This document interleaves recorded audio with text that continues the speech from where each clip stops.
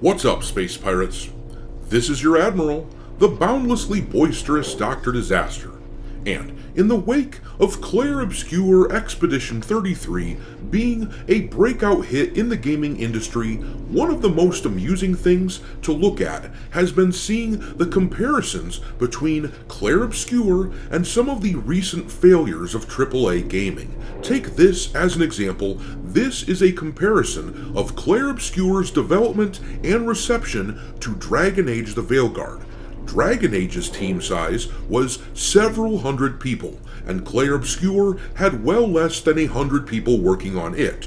Dragon Age's budget was somewhere around $200 million, Clair Obscur's was around $20 million. It took around 10 years to develop Dragon Age and about 5 years to make Clair Obscur, and yet, if you skip down to sales, it says that Dragon Age had 1.5 million players in 2 months, and keep in mind that they are using that nebulous term players, meaning they're counting people who essentially rented the game on subscription services. But Clair Obscur sold, not a nebulous term at all, they sold over 1 million units in 3 days.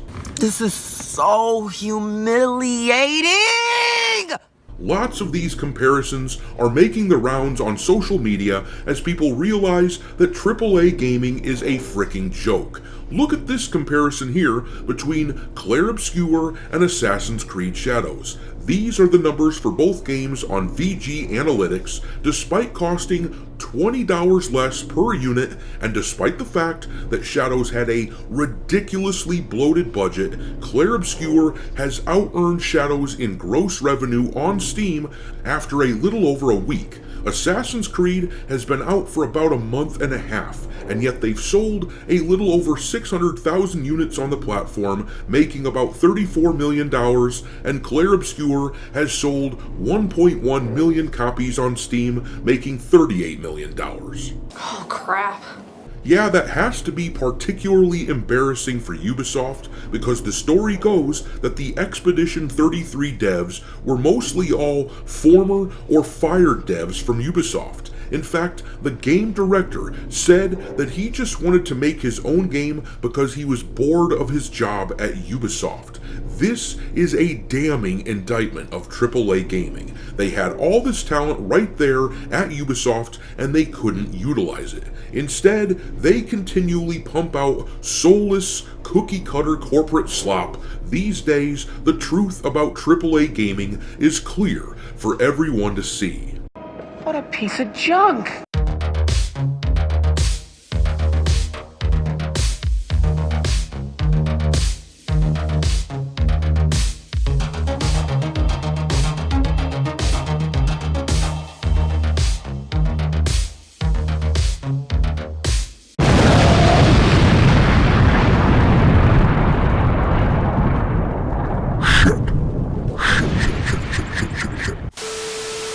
Alright, me hearties, make sure you hit the like button on this video, share it with your friends, subscribe to the channel if you haven't done it already, and don't forget to give me a follow over on X, where I keep a list of games lousy with woke shit pinned to the account at all times for your reference. My handle on that platform is Dr. Disaster 1.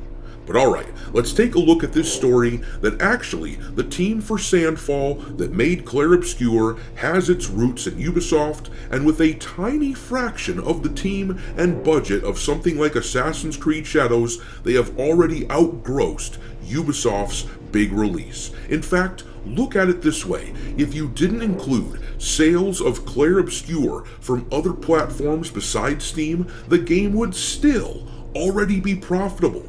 At most, estimates suggest Sandfall spent around $25 million on the game's budget, maybe another couple million on marketing, and on Steam alone, they have brought in over $38 million. So all these other studios that are spending 10 times that amount to make their games, they are looking really foolish right now. One of the most interesting narratives that the success of Clair Obscur blows up is this narrative that these studios have no choice but to raise the prices on their games. The industry is rapidly moving to $80 price tags as the norm for gaming, but games like Clair Obscur and First Berserker Kazan are getting by selling their games at $40 or $50 because they hire passionate developers who can outwork the drones doing the mind-numbing, soul-sucking corporate work at the likes of Ubisoft. Grums, who, if you didn't know, is the former team lead for the original World of Warcraft, so he has an idea as to how this stuff works, but he breaks this down quite well, saying on X, "Working in AAA is mind-numbing and not like how it used to be. Nobody on these large 200 to 500 person teams feels any sense of ownership of the core of the game. They don't even know what they are making half the time. They sit and work in their tiny technical or art niche and do very well at it, but ask them about any other part of the game and they don't know. It's not their department. It's utterly soulless, and kudos to Guillaume Broche for getting out of there and pursuing his dream with a small team."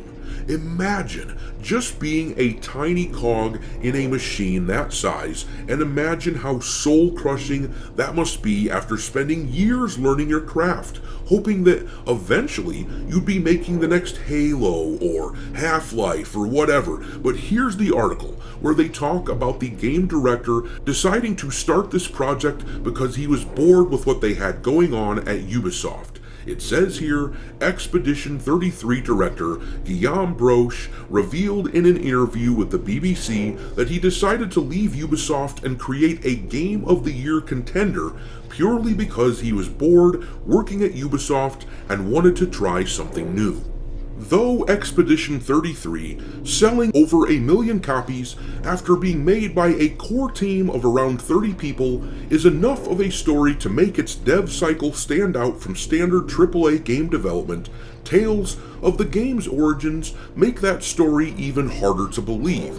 Game director Guillaume Broche and writer Jennifer Svedberg-Yen both spoke with the BBC about the topic, revealing that the process of getting the team together was even more unlikely than people initially realized. Before they secured funding for the project, Broche was securing dev talent and making a pitch deck by putting out posts on Reddit and putting a team together through online forums. Svedberg-Yen had never even voice acted in a game before. She just thought it sounded like a fun idea and decided to submit a voice demo and throw her hat in the ring. I was like, I've never done that, it sounds kinda cool, so I sent him an audition, she explained.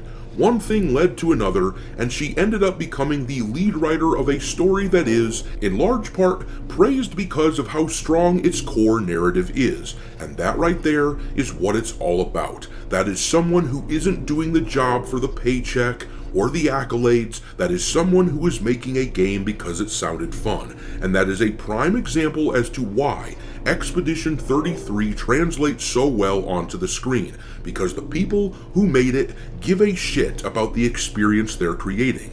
We talk an awful lot about the corporatization of the gaming world, how they create these soulless, sterile worlds in their games these days, and it's because the passion is drained from the workers. They use this crappy, sanitized, woke language all the time because that is what they are, soulless and sanitized developers. They work with all the passion of a plumber unclogging a toilet filled with shit water for the 3,000th time in the past decade. The only way for a game made under such circumstances will be something special is if the vision of the game director is exceptional, because he is the one putting all of these puzzle pieces together.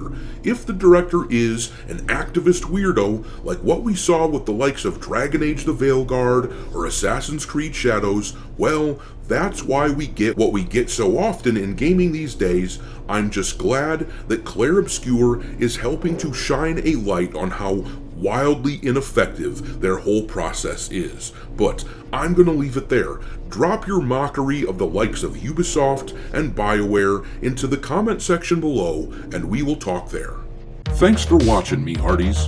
If you haven't already, your Admiral is inviting you to subscribe to the channel and become a part of the crew. Life as a space pirate may not be glamorous, but there's always plenty of booty.